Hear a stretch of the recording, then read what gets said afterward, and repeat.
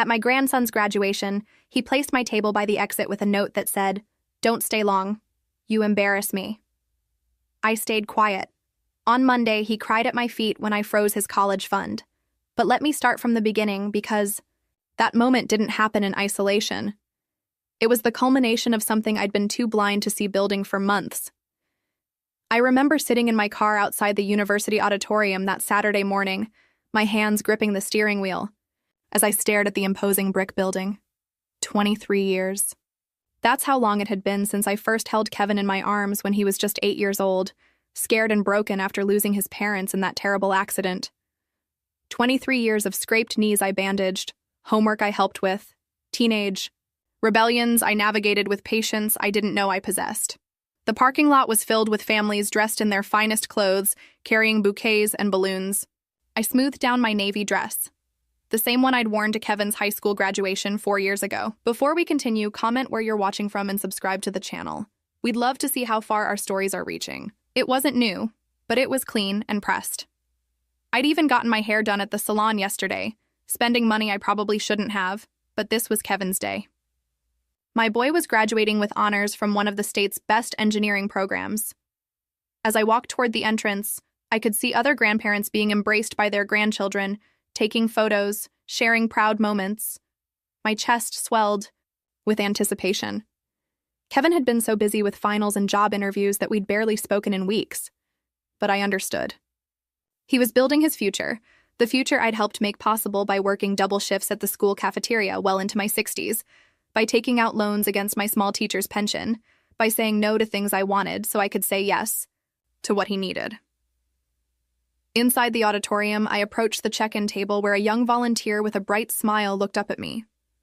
"Name, please?" "Dorothy Brennan. I'm here for Kevin Mitchell's graduation." She flipped through a stack of cards, her finger trailing down a list. "Ah, yes, here you are." She handed me a small card with my name and table assignment. "You're at table 47, near the back." I looked at the card, confused. Table 47? I'd assumed I'd be sitting with Kevin's brother David and his wife Samantha, maybe at one of the family tables near the front. "Are you sure? I'm his grandmother who raised him." The volunteer's smile faltered slightly. "I'm sorry, ma'am, but this is what I have on the list. Table 47 is just past the refreshment station." I made my way through the crowd, weaving between round tables decorated with the university's colors. Table 15, 20, 25. The numbers kept climbing as I walked further from the stage. Finally, I reached table 47. It was tucked into a corner near the exit doors, partially hidden behind a large pillar. Only 2 other seats were occupied, an elderly couple who looked as confused as I felt. That's when I saw it. Tucked halfway, under my place setting, was a folded piece of paper. With trembling fingers, I opened it. "Grandma Dorothy. Don't stay long. You embarrass me. Just leave after the ceremony. Thanks." The words hit me like a physical blow. I read them again, hoping I'd misunderstood, but the message was clear. My chest tightened, and for a moment I couldn't breathe. The chattering voices around me faded into white noise. Embarrass him? I looked down at my dress, suddenly seeing it through different eyes. Was it too old-fashioned? Too cheap? I touched my hair, wondering if the salon had made me look foolish instead of festive. But it wasn't really about my appearance, was it? It was about me. Somehow I had become something Kevin was ashamed of. I slipped the note into my purse and tried to focus on the ceremony. When Kevin's name was called, I stood and clapped, my hands shaking. He looked so handsome in his cap and gown, so accomplished.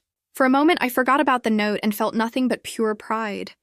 This was my boy, the child I'd raised who was now becoming a man. But when I tried to catch his eye, he looked right through me. After the ceremony, families gathered on the lawn for photos and celebrations. I approached Kevin's group slowly, staying on the periphery. David and Samantha were there with their 2 young children, along with several of Kevin's friends. Everyone was laughing and taking pictures. "Kevin," I called softly, stepping forward. He turned, and for just a second, I saw something flash across his face. Guilt? Annoyance? It was gone so quickly I couldn't be sure. "Oh, hi, Grandma." His voice was flat, distant. "Thanks for coming." That was it. No hug, no proud introduction to his friends, no acknowledgement of everything we'd been through together. Samantha stepped closer to Kevin, linking her arm through his in a gesture that seemed both protective and possessive. "Dorothy, she said with a smile that didn't reach her eyes. How nice that you could make it. Such a lovely ceremony. I wanted to say something, to remind them that I'd been at every school play, every science fair, every parent-teacher conference when Kevin was growing up. Instead, I just nodded. Well, I said quietly, I should probably get going. It's a long drive home. Kevin nodded quickly. Yeah, okay. Drive safe. I walked back to my car alone, the congratulations and laughter of other families echoing around me. In my purse, the note seemed to burn against my fingers. As I sat in the driver's seat, I finally let the tears come. How had I gotten here? How had the little boy who used to crawl into my bed during thunderstorms become someone who was embarrassed by my very existence? The drive home felt endless. I kept replaying moments from Kevin's childhood, searching for signs I'd missed. Had I been too lenient? Too strict? Had I failed him somehow? By the time I pulled into my driveway, my eyes were red and swollen from crying. That night, I lay awake staring at the ceiling of the bedroom Kevin used to sleep in when he had nightmares. The walls were still covered with his childhood artwork and school awards. Photographs of just the two of us at various stages of his life smiled down at me from the dresser. I thought about the college fund I'd started for him the month after his parents died. Every spare penny had gone into that account. I'd eaten peanut butter sandwiches for dinner more times than I could count, worn shoes until they had holes in the soles, declined invitations because I couldn't afford to go. All so Kevin could have opportunities, so he could build a life without the financial struggles I'd known. The note was still in my purse downstairs, but I didn't need to read it again. The words were burned into my memory. Don't stay long. You embarrass me. Maybe he was right. Maybe I was just an old woman clinging to a past that no longer existed. Maybe it was time to accept that the sweet little boy I'd raised was gone, replaced by a man who saw me as nothing more than an embarrassment. But as I finally drifted off to sleep in the early hours of the morning, something else was taking root in my chest alongside the hurt. It was small at first, barely noticeable. It was the first whisper of what would soon become a very different kind of lesson. The next few days passed in a blur of restless sleep and forced normalcy. I went through the motions of my usual routine, watering my small garden, watching the morning news, organizing photo albums I'd looked through 100 times before. But the note kept surfacing in my thoughts like a splinter I couldn't remove. Wednesday. Afternoon, I was folding laundry when my phone rang. David's name appeared on the screen, and my heart lifted slightly. Maybe he was calling to explain what had happened at the graduation, or to apologize for Kevin's behavior. Hi, David. Hey, Dorothy. His voice sounded strained, almost uncomfortable. Listen, I wanted to talk to you about something. I settled into my kitchen chair, cradling the phone against my ear. Of course, honey, what's on your mind? There was a pause, then he cleared his throat. Samantha and I have been talking, and we think it might be good for you to, well, to give Kevin some space for a while. The words hit me like cold water. Space? What do you mean? He's starting his career now, meeting new people, building professional relationships. Sometimes it's hard when family dynamics are complicated. Complicated? I repeated, my voice smaller than I intended. David, I don't understand. What's complicated about loving my grandson? Another pause. I could hear Samantha's voice in the background, though I couldn't make out the words. It's not about love, Dorothy. It's about what's best for Kevin right now. He needs to establish himself independently. I felt something cold settle in my stomach. Did Kevin ask you to call me? Well, not exactly, but did Samantha? The silence stretched long enough to give me my answer. Dorothy, this isn't about taking sides. We just think some distance might be healthy for everyone. After I hung up, I sat in my kitchen for a long time, staring at the photographs on my refrigerator. Kevin at age 8, gap-toothed and grinning after losing his first tooth in my care. Kevin at 12, proudly holding up a spelling bee trophy. Kevin at 16, rolling his eyes at the camera, but unable to hide his smile after I'd made his favorite birthday cake. When had those smiles become fake? When had my presence in his life shifted from welcome to burdensome? Thursday evening, I decided to drive to the grocery store in the next town over. I needed milk and bread, but more than that, I needed to get out of the house before the walls closed in completely. As I was loading my bags into the car, I heard a familiar laugh from across the parking lot. Kevin was there with a group of people I didn't recognize, all young professionals by the look of them. They were standing around an expensive-looking car, talking and laughing. He looked so confident, so at ease, so different from the awkward, grieving child I'd taken in all those years ago. I started to raise my hand to wave, then stopped. The note's words echoed in my mind. You embarrass me. Instead, I watched from behind my car as Kevin gestured animatedly, telling some story that had his friends laughing. He looked happy, successful, everything I'd hoped he would become. But I also noticed something else. The way he held himself, the careful way he spoke. It reminded me of someone. It took me a moment to place it, but then it hit me. He was acting like Samantha. The same practiced charm, the same calculated social grace. I drove home wondering when Kevin had learned to perform instead of just being himself. Friday morning brought an unexpected visitor. I was tending to my tomato plants when I heard car. Doors slam in my driveway. Through the fence, I could see Samantha walking toward my front door, her heels clicking purposefully on the concrete. I wiped my hands on my gardening gloves and met her at the door. Dorothy, she said with that familiar smile that never quite reached her eyes. I hope you don't mind me stopping by. I was in the neighborhood. Samantha had never been in the neighborhood before. My house was 15 minutes from theirs, down a winding country road that led nowhere else. Of course not. Come in. I stepped aside, suddenly conscious of my dirt-stained clothes and unpainted nails. She perched on the edge of my couch, looking around my living room with barely concealed judgment. Her gaze lingered on the outdated furniture, the faded curtains, the collection of Kevin's school photos that covered nearly every surface. I wanted to talk to you about Kevin, she began, her voice gentle but firm. David told me about your conversation yesterday. I nodded, unsure where this was heading. Dorothy, I hope you understand that we all want what's best for Kevin. He's at such a crucial point in his life right now. She paused, studying my face. Sometimes the people we love most can inadvertently hold us back. I would never hold Kevin back, I said quietly. I know you wouldn't mean to. Her smile widened, but her eyes remained cold. But think about it from his perspective. He's trying to build professional relationships, maybe find a serious girlfriend, start a real adult life. When people see, she gestured vaguely around my modest living room. When they see what, Samantha? Well, they make assumptions. About backgrounds, about family situations. Kevin works so hard to present himself professionally, and sometimes family history can complicate that. The words hung in the air between us like smoke from a fire I was just beginning to see. Are you saying I'm an embarrassment to Kevin? Samantha's laugh was like breaking glass. Oh, Dorothy, don't be so dramatic. I'm just saying that sometimes love means knowing when to step back. She stood to leave, smoothing down her designer skirt. At the door, she turned back with an afterthought that felt anything but casual. You know, Dorothy, you've done such a wonderful job raising Kevin. Really, you should be proud. But maybe it's time to let him stand on his own 2 feet. After all, you wouldn't want him to become too dependent on family support, would you? After she left, I stood in my empty living room, finally understanding what I'd been too naive to see before. This wasn't about Kevin outgrowing me. This was about Samantha systematically cutting me out of his life. And somehow, she'd convinced him that it was his own idea. Chapter 3. The Web of Lies. That weekend, I couldn't shake Samantha's words. Her visit felt like a warning wrapped in fake concern, and I found myself replaying every interaction I'd had with Kevin over the past year, looking for signs of her influence. Saturday afternoon, while cleaning out old paperwork, I found Kevin's thank you note from last Christmas.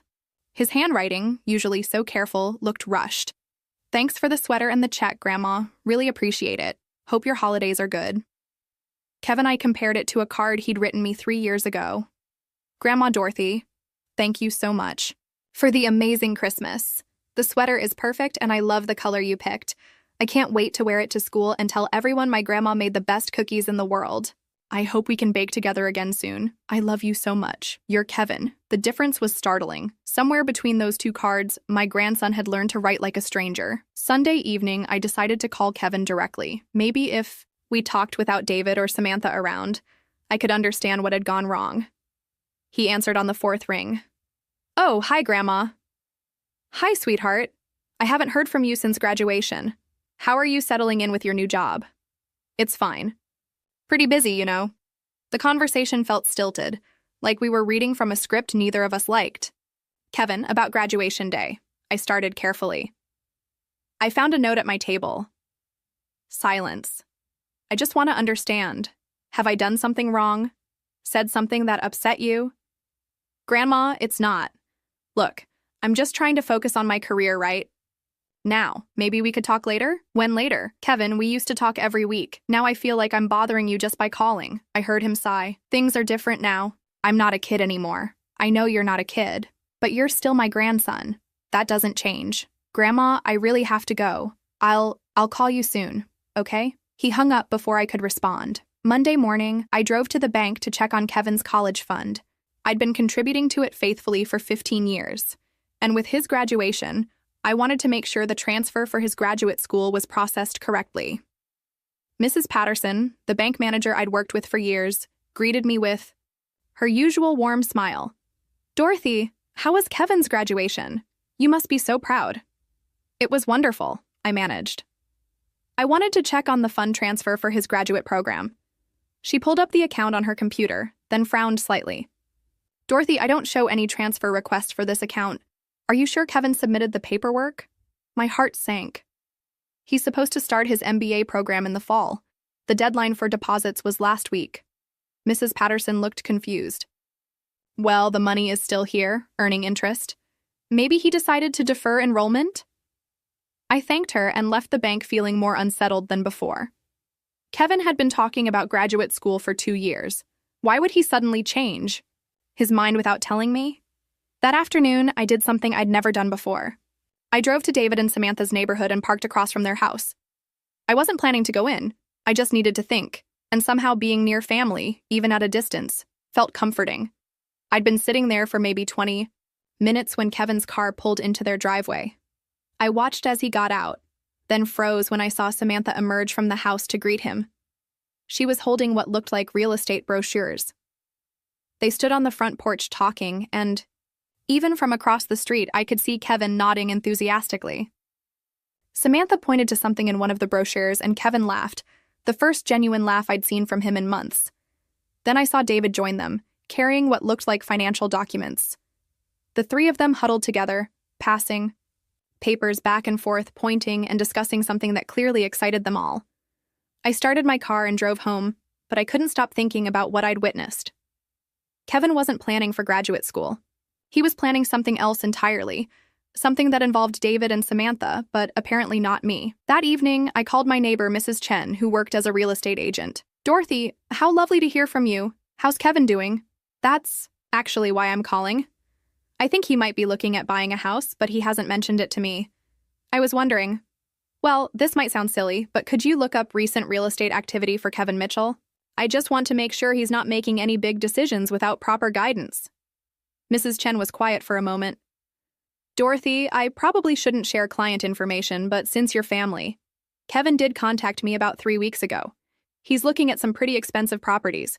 When I asked about financing, he mentioned having access to a substantial family fund. My mouth went dry. A family fund? He said his grandmother had set aside money for his education, but that he wanted to use it for a house down payment instead. He seemed to think it was already approved. After I hung up, I sat in my kitchen staring at the phone. Kevin wasn't just pulling away from me. He was planning to use my life savings for something he'd never even discussed with me. 15 years of sacrifice, of putting every extra penny into his future, and he saw it as just money that was already his to spend however he pleased. The worst part wasn't even the betrayal. It was the realization that Samantha had been right. About one thing, Kevin was standing on his own 2 feet. But the foundation he was standing on was built from my years of going without, and he was about to kick it out from under both of us. I pulled out my address book and found the number for my attorney. It was time Kevin learned that some lessons can't be taught with words. Tuesday morning, I met with my attorney, Robert Hayes, a kind man who'd helped me set up Kevin's college fund years ago. Dorothy, I need to ask you directly, he said, reviewing the fund documents. Are you certain you want to make these changes? Changes? Once I file these papers, Kevin won't be able to access the account without your written permission. I thought about the real estate brochures, about Samantha's calculating smile, about Kevin's dismissive tone when I'd called. I'm certain. I want control of the fund transferred back to me immediately. Any specific reason for the change? I handed him a copy of the graduation note I'd kept. Robert read it twice, his expression growing somber. I see. Dorothy, I have to ask, is Kevin aware you're making this change? No, and I don't want him to know until he tries to access the money. Robert nodded slowly. It's your money, Dorothy. You've been the sole contributor for 15 years. I'll have the paperwork filed by end of business today. Wednesday afternoon, my phone rang. David's name appeared on the screen, but I let it go to voicemail. When I played the message later, his voice was tight with frustration. Dorothy, we need to talk. Kevin's having some issues with his bank, and Samantha thinks you might know something about it. Call me back. I didn't call back. Thursday evening, Samantha showed up at my door again. This time, she didn't bother with pleasantries. Dorothy, what did you do? I opened the door wider, inviting her in. What do you mean? Kevin can't access his college fund. The bank says there's been some kind of change to the account. Her voice was sharp, accusatory. I sat down in my favorite chair, the one Kevin used to curl up in when he was small. The account is fine. I just took back control of my own money. Samantha's face flushed red. Your money? Dorothy, that fund was for Kevin's education. You can't just take it away because your feelings got hurt. Actually, I can. I'm the only one who ever contributed to it. And it's still in my name. This is ridiculous. Samantha stood up, pacing my small living room. Kevin is trying to build a life. He has plans, responsibilities. You can't just pull the rug out from under him because he's growing up. What plans? I asked calmly. Graduate school? Because according to the bank, he never applied for any transfers for tuition. Samantha stopped pacing. For a moment, her carefully constructed composure slipped. Kevin's an adult. He can decide how to use his educational fund. To buy a house? The silence stretched between us. Finally, Samantha sat back down, her expression shifting to something that almost looked like sincerity. Dorothy, you raised a wonderful young man. Kevin is smart, ambitious, and responsible. But you have to let him make his own choices, even if they're not the choices you would make. You're right, I said quietly. He is wonderful, and smart, and responsible, which is why I don't understand how he could write me a note telling me I embarrass him. Samantha's eyes flickered with something I couldn't quite read. Kids say things they don't mean when they're stressed.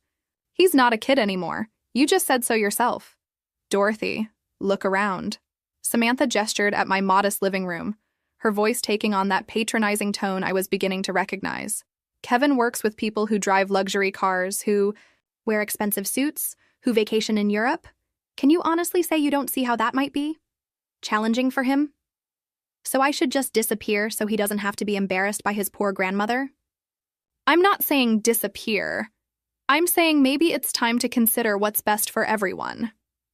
Samantha leaned forward, her voice dropping to almost a whisper. Dorothy, you've done your job. You raised him when no one else could. But now he needs to establish himself independently.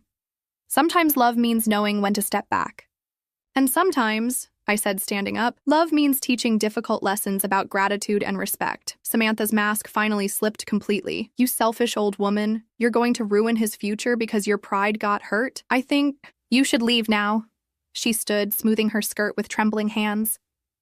Fine, but don't expect Kevin to come crawling back to you after this. You've shown him exactly who you really are. After she left, I walked through my house, looking at all the photographs of Kevin growing up. In every single one, he was smiling. Really smiling. Not the practiced expression I'd seen at graduation. Friday morning, David called again. Dorothy, please. Kevin is beside himself. He had a deposit due on a house, and now the whole deal is falling through. Then maybe he should have discussed his plans with the person who was financing them. You're being unreasonable. That money was meant for Kevin's future. It was meant for Kevin's education, not for Kevin's house. Education, housing. It's all part of building a life. Don't you want him to be happy? I thought about that question for a long time after hanging up. Did I want Kevin to be happy? Of course I did. But I also wanted him to be a good person, and good people don't treat their grandmothers like embarrassments to be hidden away. Saturday evening, as I was reading in my living room, I heard a car door slam outside. Through my front window, I could see Kevin walking up my driveway, his shoulders set in determination. I opened the door before he could knock. Hello, Kevin. He looked terrible. His usually neat hair was disheveled, his shirt wrinkled, his eyes red-rimmed with exhaustion. Or tears, I couldn't tell which. Grandma Dorothy, he said, his voice cracking slightly. We need to talk. I stepped aside to let him in, and for the first time in months, my grandson was standing in my living room, but everything about the moment felt wrong. He wasn't here. Because he missed me, or because he wanted to repair our relationship. He was here because he needed something, and that realization hurt more than the graduation note ever could. Kevin stood in my living room, looking around at the photographs of his childhood as if seeing them for the first time in years. His hands were shaking slightly, and when he finally looked at me, I saw something I hadn't seen since he was 8. Years old and afraid of thunderstorms, he was scared. "Grandma," he began, his voice barely above a whisper. "I know you're angry with me." I gestured toward the couch. "Sit down, Kevin." He perched on the edge of the cushion, the same spot where Samantha had sat just days before, but his posture was completely different. Where she had been calculating and controlled, Kevin looked broken. "The bank says you changed the college fund," he said, not meeting my eyes. "That's right." "Why?" The word came out like a sob. I sat down across from him, studying the young man I'd raised. "Because I found out you were planning to use it to buy a house." Kevin's face crumpled. "I was going to tell you." "When? After you'd already spent it?" "It's not like that. I thought." He ran his hands through his hair, leaving it even more disheveled. "The housing market is crazy right now, and if I don't buy soon, I'll be priced out forever. I thought I could use the fund as a down payment and then pay it back later." "Pay it back with what money?" "My salary, investments, I don't know. I figured I'd work it out." I leaned back in my chair, feeling older than my 70 years. "Kevin, do you have any idea how much money is in that account?" He shook his head. $87,000. I've been putting money into that fund for 15 years. Every birthday gift you didn't get, every vacation I didn't take, every repair I put off on this house, all of it went into your future." Kevin's eyes widened. "I didn't know it was that much." "You didn't know, because you never asked. You just assumed it was yours to spend however you wanted."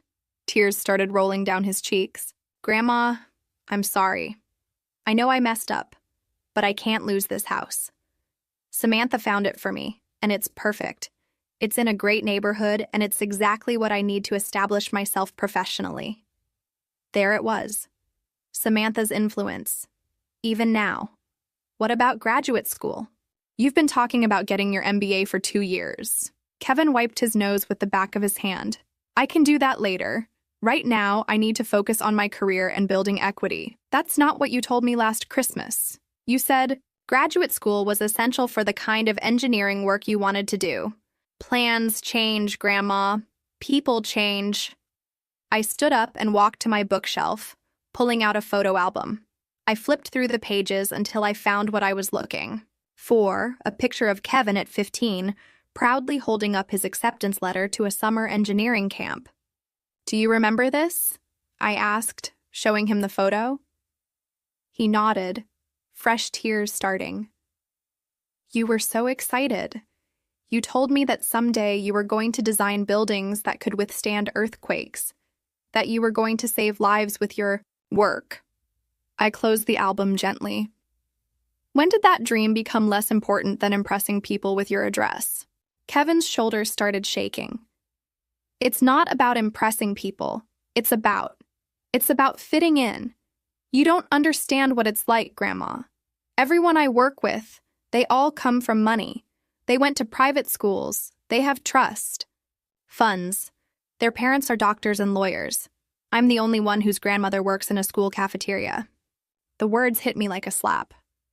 "Worked. I retired 3 years ago." "You know what I mean."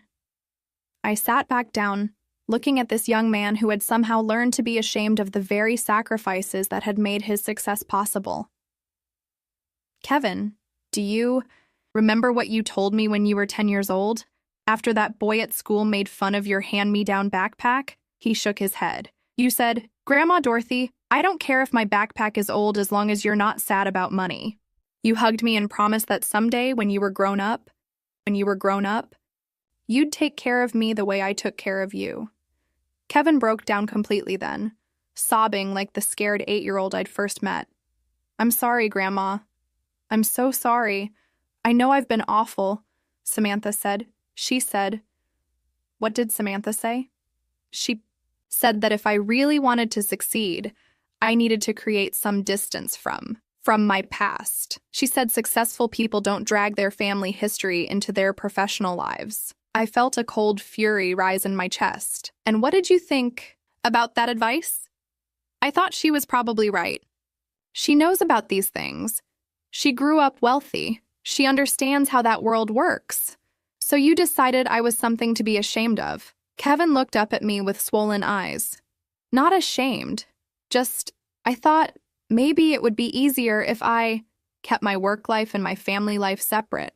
By writing me a note telling me I embarrass you, he winced. I was panicking.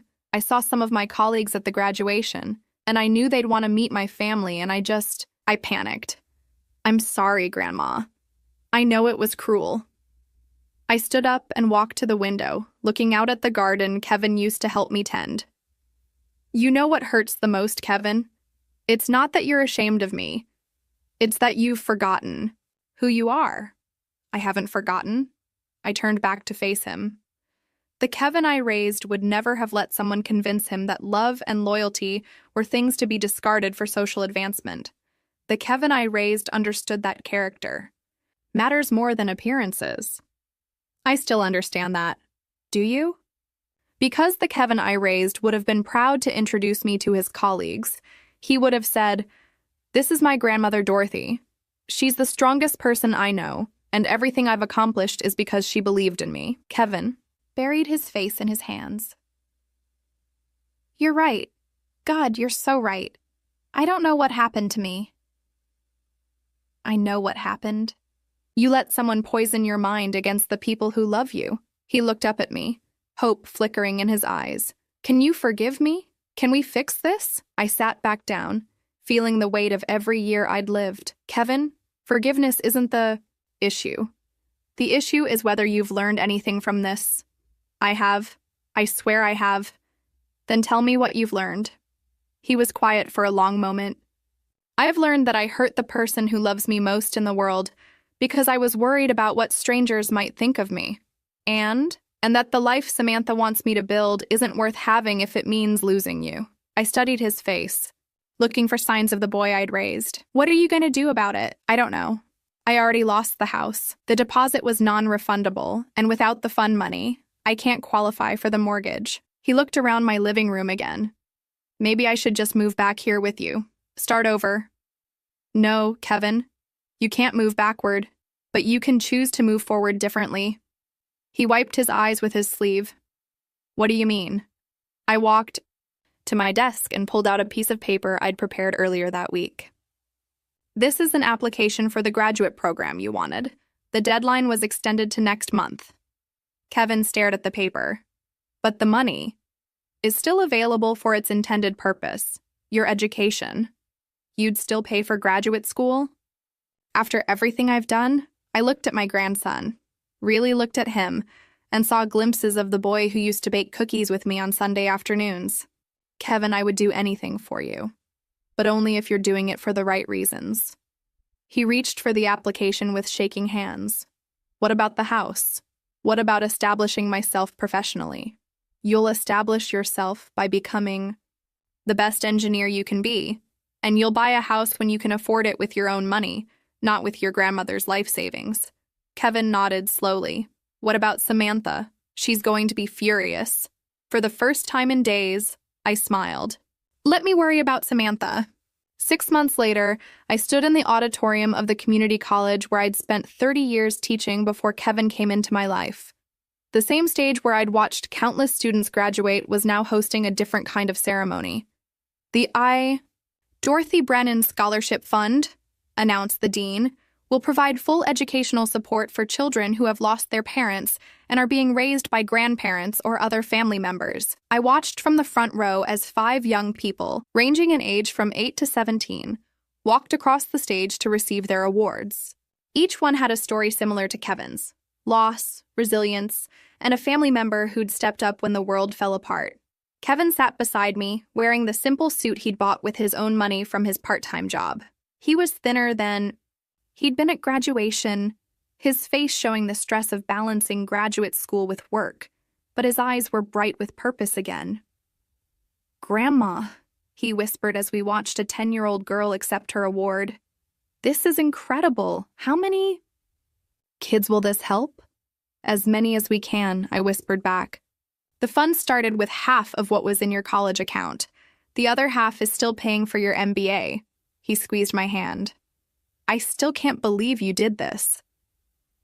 After the ceremony, we drove to the small cafe where Kevin now worked weekends to help pay his expenses. It wasn't glamorous. He waited tables and washed dishes, but he told me it was the first job he'd ever had where he felt proud of earning his own way. "Mrs. Rodriguez says I can pick up extra shifts during winter break," he said as we shared a piece of apple pie. "If I save enough, I might be able to take that summer internship with the earthquake research team." I smiled, remembering the 15-year-old boy who'd dreamed of designing earthquake-resistant buildings. "That sounds wonderful. It doesn't pay much, but the experience would be incredible." He paused, looking embarrassed. "I know it's nothing like the job Samantha thought I should take." I hadn't seen Samantha since our last confrontation, but Kevin had told me about their final conversation. When he'd chosen graduate school over the house, when he'd started working at the cafe, when he'd moved into a small apartment he could actually afford, she'd made her feelings clear.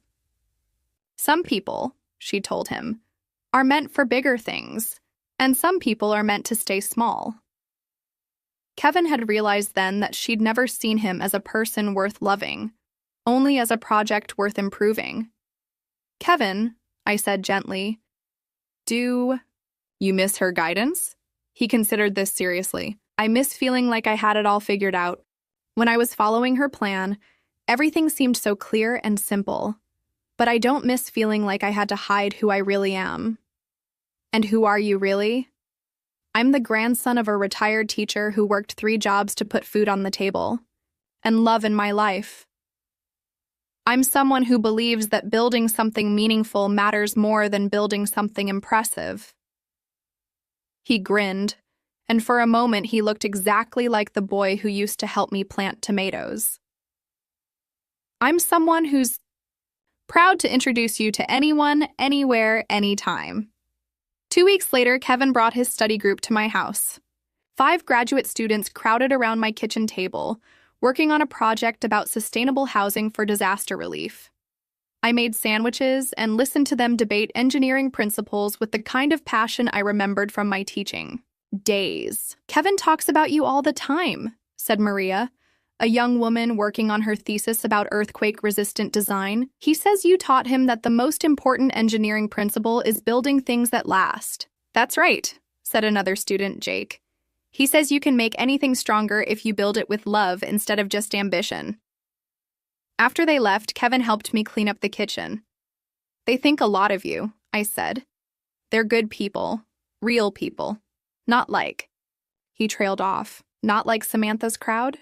"Yeah, these people care about making a difference, not just making money." I dried the last plate and set it in the cabinet. "You know, Kevin, I need to tell you something. When I created that scholarship fund, I didn't just do it for those children."